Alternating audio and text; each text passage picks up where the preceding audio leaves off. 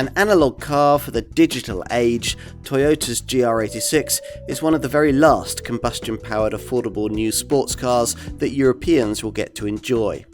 It's a worthy evolution of its much-loved GT86 predecessor, but with stiffer suspension, sharper steering and a smarter look both inside and out. Otherwise, things are as before. Developed and desired by enthusiasts, the GR86 remains a benchmark in the compact coupe sector, a masterclass in driving dynamics.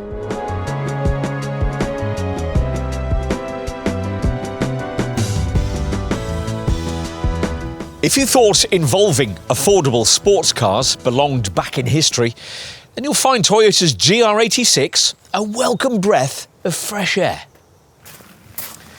For too long, enthusiasts believed what the car makers told them, that they needed more power, more grip, more fancy intervening electronics. That argument looks good on paper, but can often be curiously unsatisfying out on the road. If that's been your experience in buying an affordable and enthusiast-orientated but practical sports car, then you might agree that it's time to go back to basics. And that is exactly what Toyota did when back in 2012 it launched what was known in Japan as the Hachiroku model, which translates as 8.6 in Japanese. We knew it as the GT86. 4 factors governed its development: lightweight, modest, normally aspirated power, rear-wheel drive and narrow tyres. Lap times, the engineers decided, were unimportant. What mattered here was driving enjoyment. You might have forgotten just how much of a heritage affordable Toyota sports cars have in providing that. From the tiny S800 of 1962 to the GT2000 later that decade, and the 𝗙cie𝗹𝗹liche of the 70s and the mid-engine MR2 of the 80s and 90s. The GT86 proved to be a worthy successor to these cars, but there's always room for improvement, which in 2022 led to the next chapter in this model line, this car, the GR86. The change of letter designates the development involvement of Toyota's motorsport division, 𝗙cie Racing, the engineers who brought you the GR Supra and the GR Yaris. Now, as with the old GT86, this GR model has been produced as part of a joint venture with Subaru. It's even built at Subaru's Gunma plant, and like its predecessor, gets a Subaru-style flat-4 engine, though now a larger one. This time round, there won't be any Subaru versions of this design for our market, and there won't be any more GR86s either, which will be a problem if you like this car, because the entire UK allocation sold out at launch in a matter of minutes, and the Japanese brand isn't building any more for Europe. All of which will make this Toyota a guaranteed collector's item. But just how special is it? Well, you'll need the industry's most comprehensive review, the car and driving road test, to find out.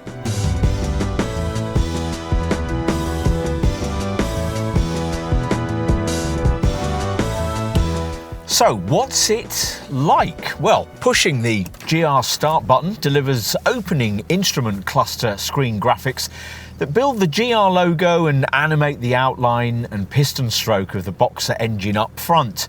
The metallic thrum from which is familiar despite Toyota's efforts to subtly refine it.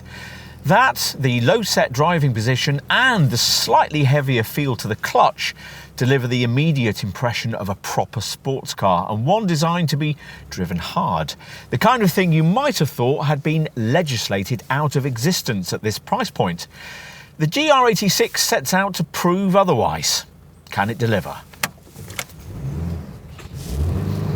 Its GT86 predecessor did. That car traded as much on its imperfections as its attributes. Yes, you had to rev the normally aspirated 2-litre flat-4 within an inch of its life to keep up with eager hot hatches, but when you did, the raw, gravelly engine note was addictive.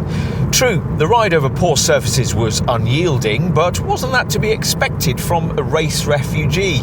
Certainly the cabin was Spartan, but felt all the more authentic because of it. With the GR86, all these flaws remain recognisable, but each issue has been subtly finessed to make it easier to live with. It's a masterly piece of evolution.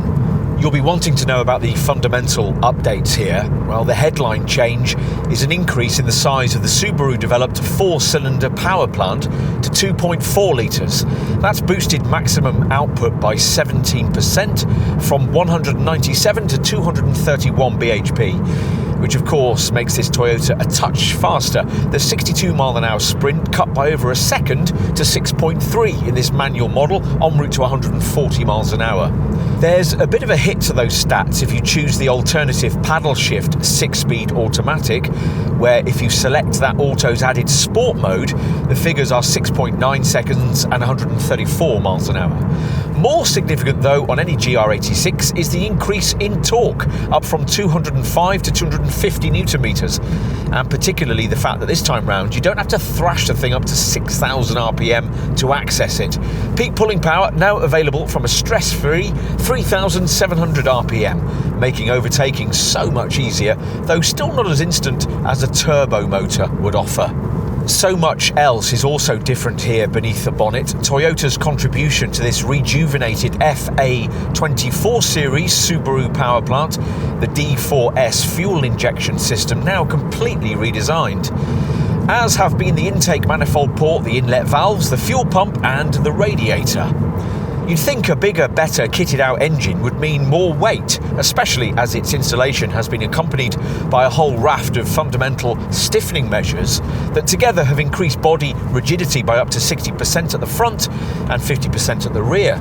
But no, copious extra use of aluminium and some clever detailed power plant changes have combined to actually shave 10 kilos from the curb weight this time round, so this car's trademark agility has been preserved intact. So has the 4-cylinder unit's distinctive growl, augmented by a larger exhaust and an active sound control system that transmits its melody through a dedicated speaker in the centre of the instrument panel. As you'd expect, this orchestral feedback varies should you select the more focused track drive mode option, something that was added to the updated version of the previous generation model and has been carried forward here, complete with a bespoke instrument cluster rev display. Selecting track minimises the stability control system's interference to the point where you hardly feel it, but keeps the VSC operable just in case ambition get the better of talent on slippery surfaces. You'd expect that 𝗙cie chassis and this car's continuing status as the lightest 4-door sports car on the market to tell around the twisty stuff too, helped by a near optimum 53 to 47% front to rear weight balance and a ride height drop by 10mm, which has given this Toyota the lowest centre of gravity in its segment. Sure enough, if you're minded to take this GR86 by the scruff of the neck, you'll find it'll attack turn apexes like a shark turning towards a meal, aided by retuned shock absorber damping and coil spring characteristics, and by the effective rear Torsen limited slip differential carried over from the previous model. You feel all the more involved too thanks to a recalibrated electric power steering system that clues you into traction with extra feel and a more closely stacked set of gear ratios, accessed on this manual model by a redesigned stick with a shorter, more precise stroke working via a bigger clutch. But what of the old GT86's trademark penchant for tail-happy power slides, delivered courtesy of skinny Michelin Primacy tyres borrowed from a Prius? Well, that rubber option no longer exists for our market, though it can still be had in others. Toyota's UK importers insisting on the fitment of grippier Michelin Pilot Sport 4 rubber to tame that tendency. It's still there though, partly because the 215 section tyre width is no wider. You just have to be going a bit faster to instigate it, or have taken to a track, where you can adjust your cornering line with your right foot in a way that other comparable sports coupes could only dream about. And in a GR86 you can do all that, safe in the knowledge that there's a limited slip differential and an advanced stability control system to gather things up in extremis, along with a beefier set of brakes. Ultimately, that's perhaps the best thing about this car, the way that it's been engineered to please both performance driving novices and experts alike, which isn't an easy trick to pull off.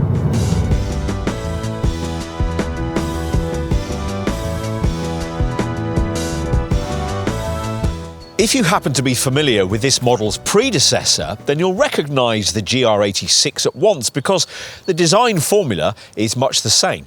As with the GT86, a mere glance at this car might leave you wondering what all the fuss is about. The styling remains smart, but hardly show-stopping, with classic front-engine, rear-drive proportions delivering a long bonnet and a rear-set cabin. Toyota says the design concept here is inspired by functional beauty, which means everything you can see is based around taming the tarmac. You sit closer to it too in a GR86 because the ride height's been lowered by 10mm. Design details reference great Toyota sports cars of the past, like the 2000 GT, and as before, there's powerful front and rear wing treatment, along with short overhangs that add to the agile look. Plenty of detail differences set the GR86 apart though. These curved, more aerodynamic black door mirrors, the fully functional air vents behind the front wheels, and rear arches now pulled in more tightly, emphasising the wide stance. These 18-inch matte black alloy wheels, shod with stickier Michelin Pilot Sport 4 rubber, feature slim blade-like spokes apparently inspired by a Japanese sword motif. The front, though, is where you'll notice most of the differences over the old GT86, primarily because of these new parabola-shaped Jaguar F-Type-like steering responsive LED headlights, which have an internal L-shaped arrangement like those on the GR Supra. The front bumper has a smarter textured moulding that helps to reduce drag and sits just above a low-set grille with a GR exclusive G motif mesh pattern. The low-rising bonnet, meanwhile, covers cylinders with a bore expanded from the perfectly square 86mm dimension of the previous model. That figure is now 94mm. The rear is different too. It's three-dimensional light clusters blending into a garnish that runs along the width of the car. Fins added to the rear wheel arches and aero fins on the lower rear bumper help control the airflow over and away from the car's body, aiding stability. There's also this ducktail spoiler on the boot, and the licence plate has been moved lower, now integrated into the bumper. Another detail in the drive for a lower centre of gravity. Larger, potent-looking exhausts sit in the diffuser just below. As usual, though, the key differences are things that you can't see. The entire body has been stiffened with a considerable amount of undercar bracing, plus the roof and front wings are now made of aluminium, contributing to an overall weight reduction of 10 kilos, which is impressive given the extra safety and collision protection features now added. The aluminium roof alone saves a couple of kilos, allowing this car to tip the scales at a relatively feather-light 1,275 kilograms, enough to make it the lightest four-seat sports car on the market, as well as the one with the lowest centre of gravity. Right, time to take a look inside. Now, if there's one thing you didn't buy the old GT86 for, it was a high-quality cabin. In that old car, the interior was reasonably well made and supremely driver-focused, but it was also plasticky and rather basic. So, what are we being served up here?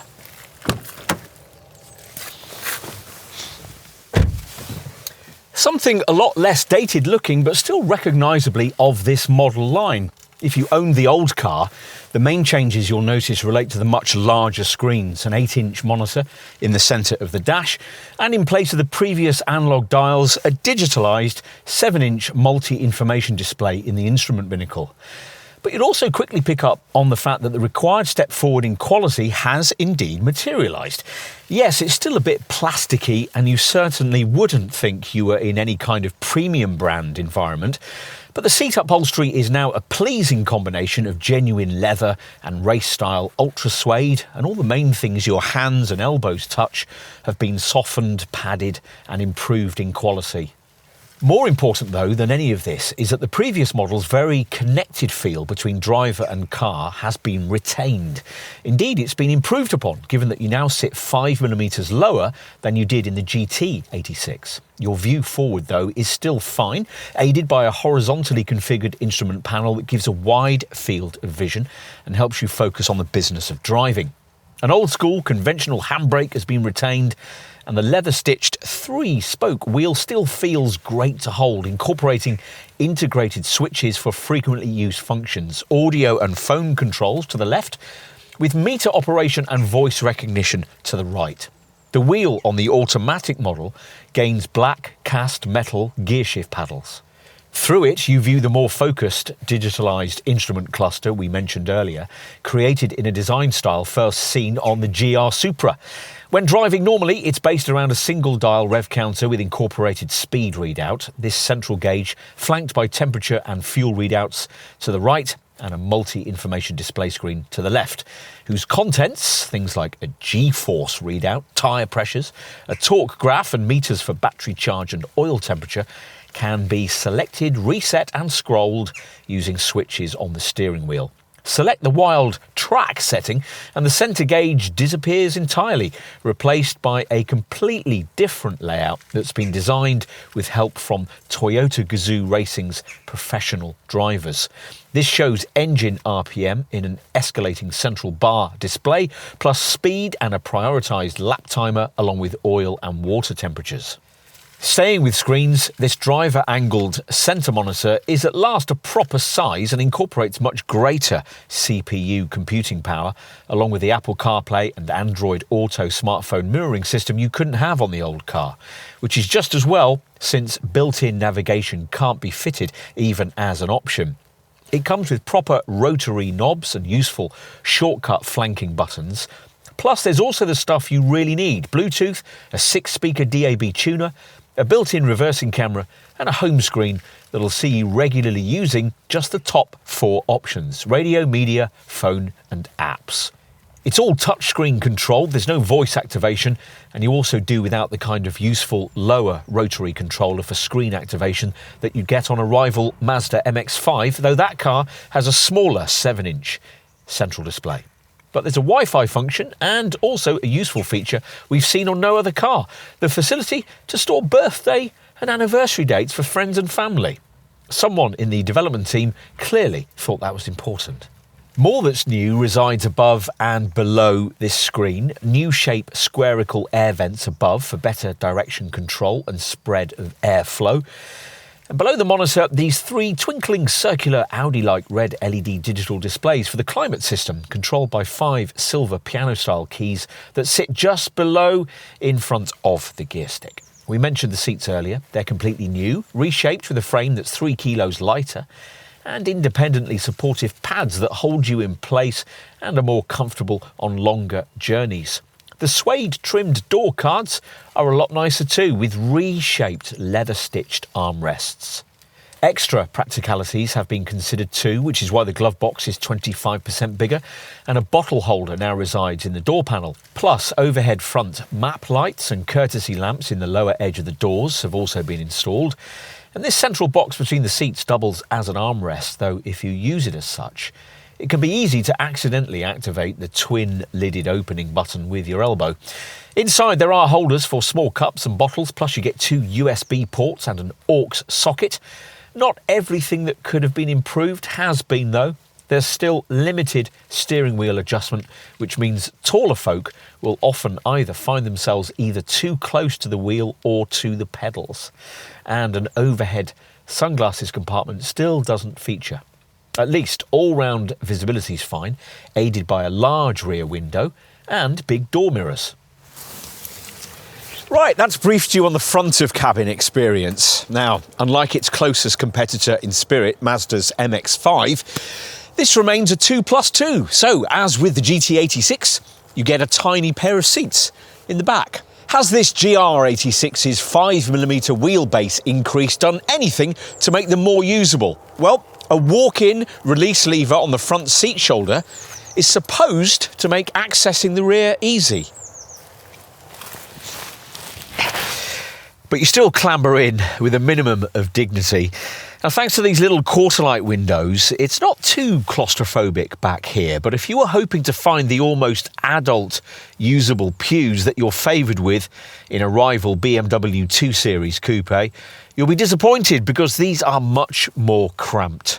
The sort of chairs that motoring journalists without small children usually moan about, but we actually find really useful, if only for putting your jacket on. If you want to actually use these chairs for people, they'd better be of school age because almost any adult is going to find themselves seated with their head uncomfortably jammed against the ceiling. Even worse, if the occupant up front is of more than average height, you'll have virtually no legroom at all. We'll finish as usual with a look out back. Now, the boot lid is now easier to use and opens higher. Disappointingly though, luggage capacity has fallen from 243 litres in the GT86 to 226 litres here. That's despite the fact that this GR86 does without the previous model's useful space-saver spare wheel, which is annoying because lifting the cargo base reveals that there'd be room for it without the compartmentalised container that now resides under the floor, containing the fiddly replacement tyre repair kit. Still, the capacity on offer in the main boot area is better than the feeble 130-litre compartment you'd get in an MX-5, though in a different realm from the spacious 390-litre boot of a BMW 2 Series coupe.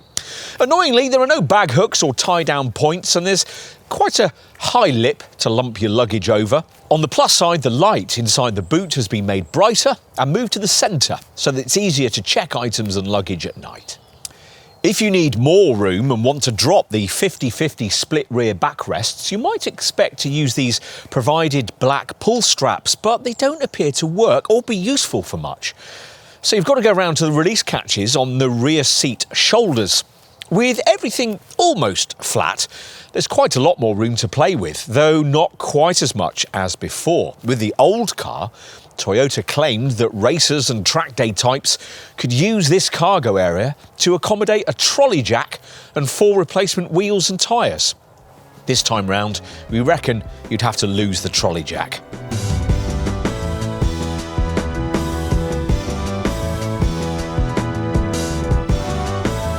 There's only one version of this design offered this time round. You may remember that with the old GT86, Subaru, who still build this Toyota, offered their own version of it called the BRZ, and they still do, though unfortunately we can't buy the new generation version of that model here.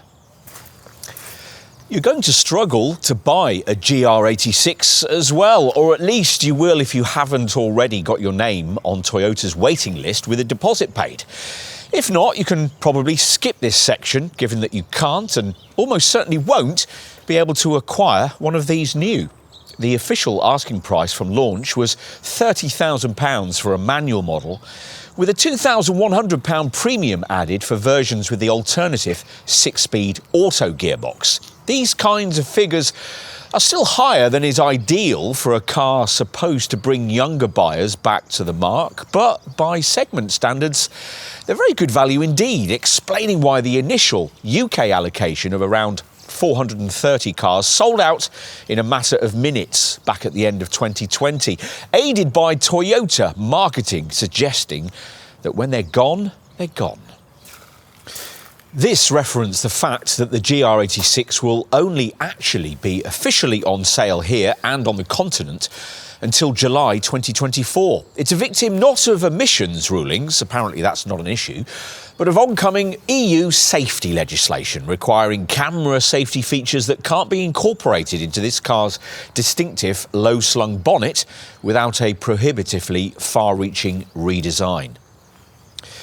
Which is frustrating because without that, the car could theoretically have stayed in Toyota showrooms until 2030, the date from which all sales of new combustion models are supposed to be banned. Other world markets don't have to adopt this draconian legislation, so the GR86 will stay on sale globally long after European production dries up, which means we can expect a thriving little trade to spring up in personal imports. Otherwise, Unless the UK importers manage to hoover up any cars that go unsold in Europe and point them in our direction, which seems unlikely, your best bet, if you're new to the prospect of acquiring a GR86, is to pay the inevitable premium that late, low-mileage versions of this model will command on the used market. If you're forced into doing that, then console yourself with the fact that even if the seller in question is more than ordinarily greedy, you'll still probably be paying less than you would for a conventional sports coupe in this segment. The base version of BMW's rear-driven 2 Series coupe, the 220i, is the car that most readily springs to mind, but that offers only 184 horsepower, 47 horsepower less than a GR86, can only be had with an auto gearbox, and at the time of this test cost nearly £37,000. A 230i coupe would more accurately match this Toyota's performance, but for one of those, you'll need well over £40,000. At the time of this test in early 2023, Audi's front-driven TT coupe was still on sale, priced from around £34,000 in base 𝗙cie TFSI form, but again only available in auto form and really much less of an enthusiast's choice. We haven't yet mentioned the car that more faithfully replicates what Toyota's trying to offer here, Mazda's MX-5. It's said that 𝗙cie𝗹𝗹cie𝘄, chief engineer of the original GT86, arranged to meet with the MX-5 engineering team when the GT86 was originally being developed, and certainly much of the joie de vivre we associate with the MX-5 made it into that earlier version of this coupe and has been carried through to this one. A 2-litre MX-5 costs about the same as a GR86, but, like the 220i, has a 47 horsepower output deficit and can't be had in conventional coupe form. With the MX-5, you have to have either a fabric folding roof or, for a couple of grand more, a folding metal retractable fastback top. In terms of your market options, that's about it, unless you're prepared to consider a Golf GTI-style hot hatch, which isn't really the same thing at all, or you happen to have well over £50,000 to blow on an enthusiast-orientated sports coupe like the Porsche 718 Cayman or the Alpine A110. In short then, there's nothing quite like a GR86, but then you probably already knew that. What you might not be quite as up to speed with is just how much more generous Toyota's been with the equipment this time round. So, let's take a closer look at that. This GR86 model rides on smarter 10-spoke 18-inch alloys with a matte black finish. And all variants get LED technology for the adaptive headlamps, the daytime running lights and the tail lamps, as well as key driving stuff that includes high-performance brake discs and pads, plus a limited slip differential for better cornering and start-off traction. Other standard features include auto headlights, cruise control, electric heated door mirrors with a folding function, chrome-tipped exhaust pipes and an alarm immobiliser. Unfortunately, the old GT86's proper space-saver spare wheel has been swapped out for a tyre repair kit. Inside, you'll find heated sports seats trimmed in a combination of leather and ultra suede, the latter carried on onto the doors. There's also dual-zone climate control and auto-dimming rear-view mirror, aluminium sport pedals, cruise control, a 7-inch multi-information display in the instrument cluster, plus there's leather trim with contrasting stitching for the GR badge steering wheel, gear knob and handbrake, and smart door scuff plates. Infotainment's provided by an 8-inch multimedia display that now offers Apple CarPlay and Android Auto smartphone mirroring, plus the usual Bluetooth, USB and aux-in connectivity, plus a 6-speaker stereo with a DAB tuner. Options are few. Basically, it's just metallic paint for £645 more, or a choice of 4 pearlescent shades for £965 each. Ignition red, pearl white, sapphire blue pearl, or as in this case, electric blue. We'd hope to see built-in navigation and a tow bar for motorsport regulars who can't fit all their slicks in the boot feature at extra cost, but no.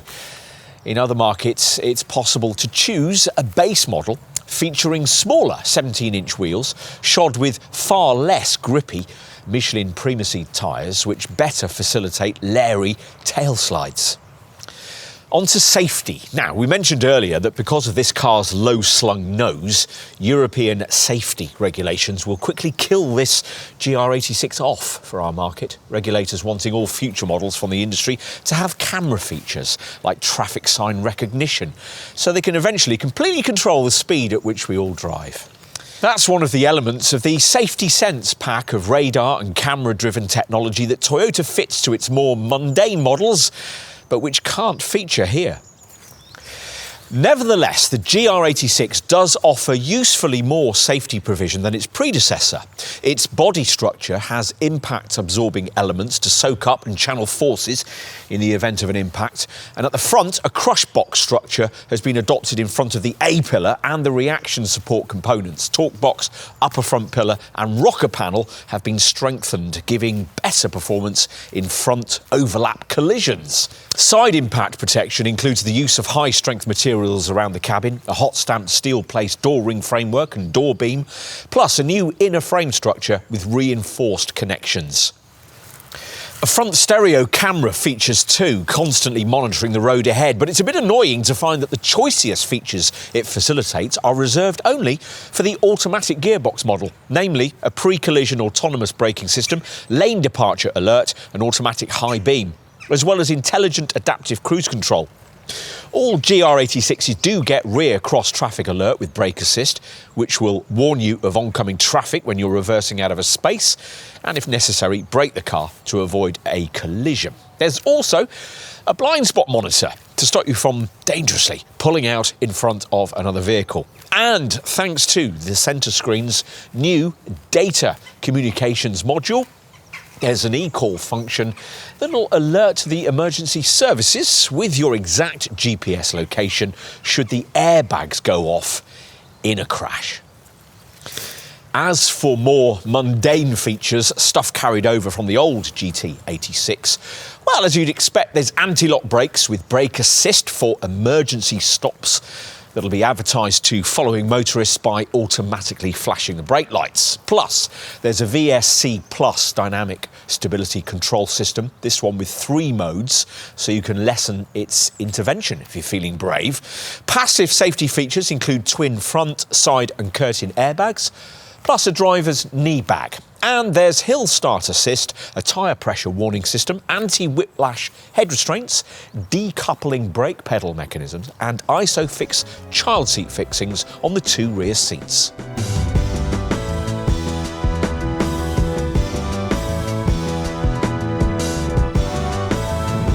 Few cars launched in recent years have been aimed at the used market, quite like this car's GT86 predecessor. At that old model's 2012 original launch, Chief Engineer Tetsuya Tada went as far as urging Toyota to ensure that the early examples sold should move onto the used market as quickly as possible, so that younger people might be able to buy them second-hand and customise them to their tastes. Tada-san rued the fact that the car had to be quite so expensive in the first place, but at the same time didn't want to compromise and make a half-baked product clearly built down to a cost. So it is with this GR86. It's not as affordable as some at Toyota would like, but the brand still hopes that when the used market eventually adopts sensible pricing for this car, a younger demographic will flock towards it. With that in mind, the Japanese brand is releasing all of this model's development plans to tuners and aftermarket equipment developers to help generate a momentum that it hopes will create a GR86 cult.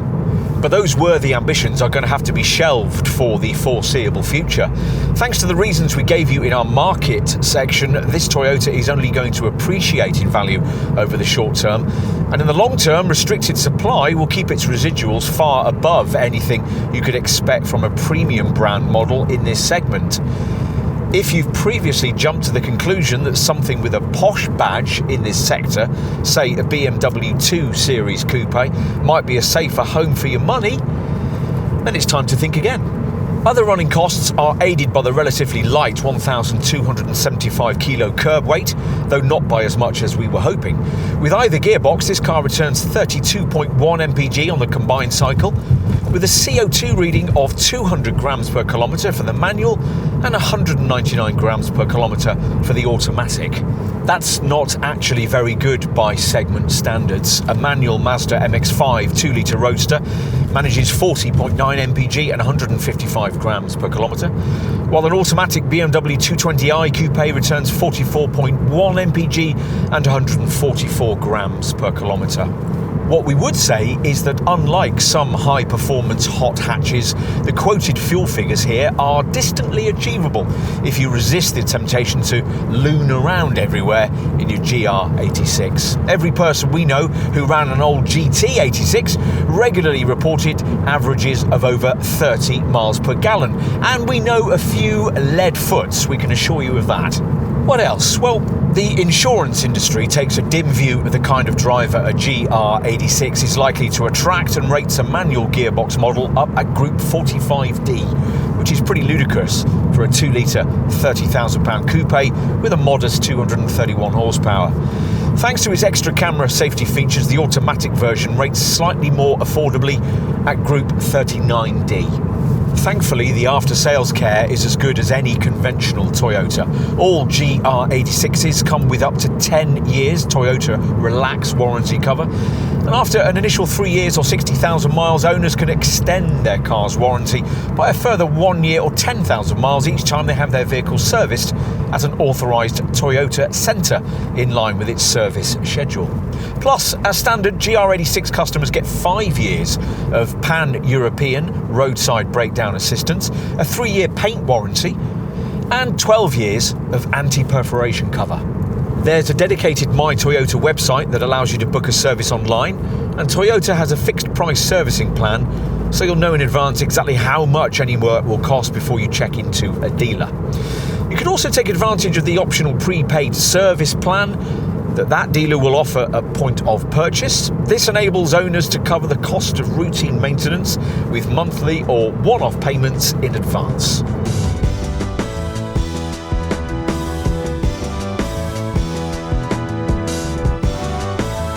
So, the world's lightest and most engaging 4-seat sports car continues to be a tempting proposition for driving enthusiasts. Of course, as before, it could be faster, grippier, quieter, and of better quality inside, but to be honest, we wouldn't really want it to be. All of those things would dilute the very qualities that make this GR86 what it is. Sports cars always used to be this way: agile, low-powered, and modestly rubbered. We had fun in them then, and we can have fun in this one now. The stiffer chassis is excellent, the controls are brilliant, the driving position nigh on perfect, and the new 2.4-litre engine is revvy, fun, and sounds a bit more exciting. If you always wanted a car of this kind and missed the opportunity to put your name down for this one, then worry not. A well-looked-after GR86 will be equally addictive as a used proposition in a few years' time. And unlike most other cars that achieve its extra dimension of handling ability, you'll be able to justify it practically too, and even attempt longer distances thanks to the improved cabin refinement and extra appointments. The coming EV era will doubtless be more enlightened, but for car enthusiasts it'll disappoint in all the areas that this Toyota delivers. The GR86, like its predecessor, is a sports car to savour. One of those rare machines that involves you so much that you don't need to be travelling at 3-figure speeds to have fantastic fun. Factor in the affordable running costs and high residuals and it becomes a very complete proposition indeed. In years to come, we think this model line will be fondly remembered. Enjoy it while you can.